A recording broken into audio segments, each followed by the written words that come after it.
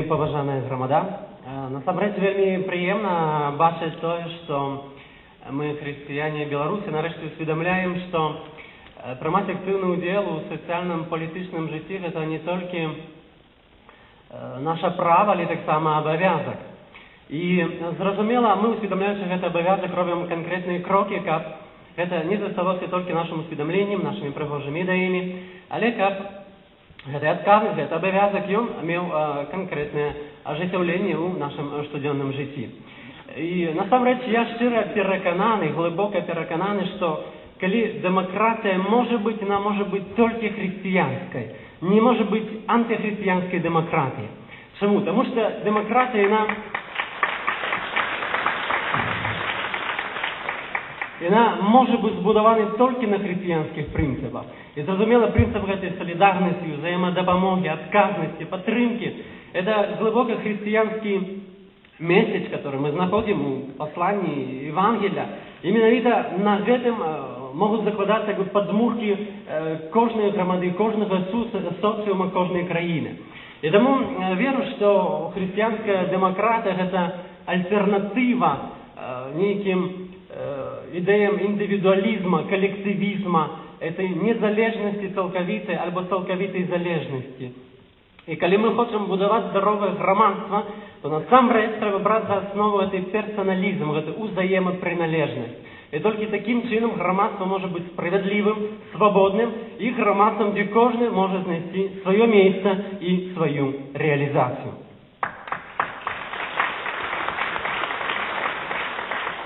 Мяне ў апошнія дні крыху здзіўляе, што з'яўляюцца пэўныя артыкулы, публікацыі, которые хочуць паказаць, што хрысціянін не мае права, што гэта увогуле не ягонае пытанне палітычнае грамадскае жыццё. І таму, на жаль, складаецца ўражанне, што хрысціянам адводзіцца пэўнае поле нейкай харытатыўнай дабрачыннай дзейнасці.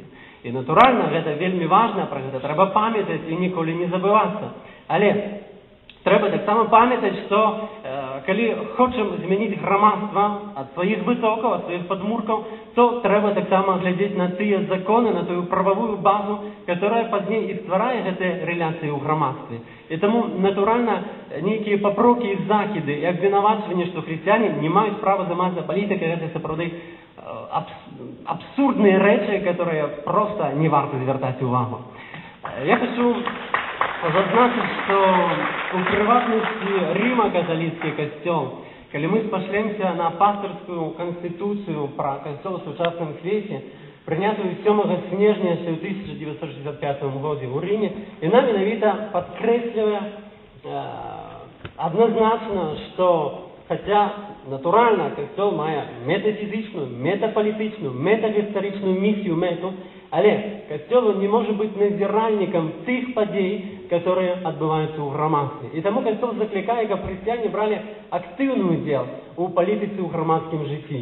Што гэта палітычная грамадская дзейнасць, гэта не дадатковая дзейнасць, не факультатыўная, а гэта і права, і абавязак.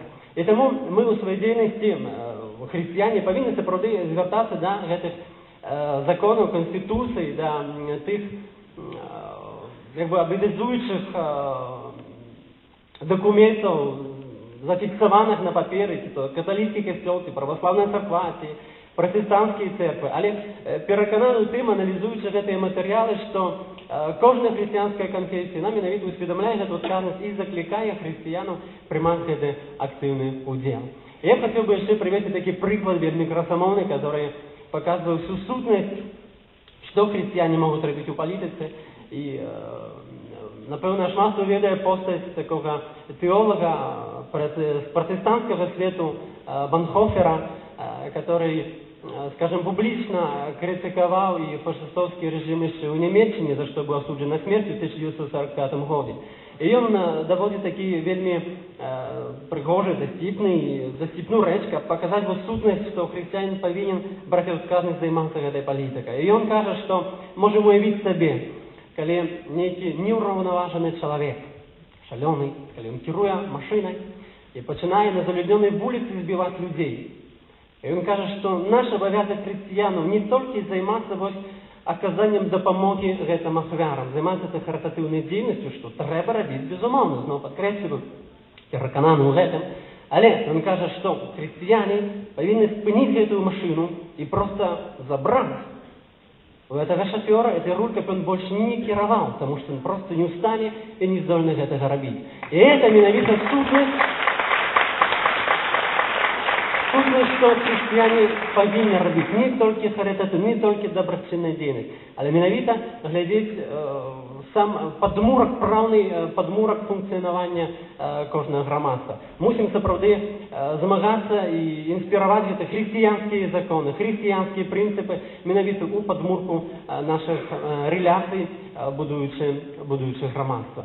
І таму сапраўды няхай Бог нам усім дапамагае ў гэтай працы, каб мы не згубілі гэтага запалу, гэтай адвагі, гэтага жадання працаваць дзеля росквіту і дабрабыту нашага народа, нашай бацькаўшчыны. І таму няхай Бог благословит наш народ, няхай Бог благословит нас, нашу працу, и няхай Бог благословит нашу краіну Беларусь, которую мы любим, которой мы дорожим и хочем бачыць яе менавіта Божай краінай, дзе сапраўды Божыя прынцыпы закладзеныя ў падмурак жыцця на Беларусі.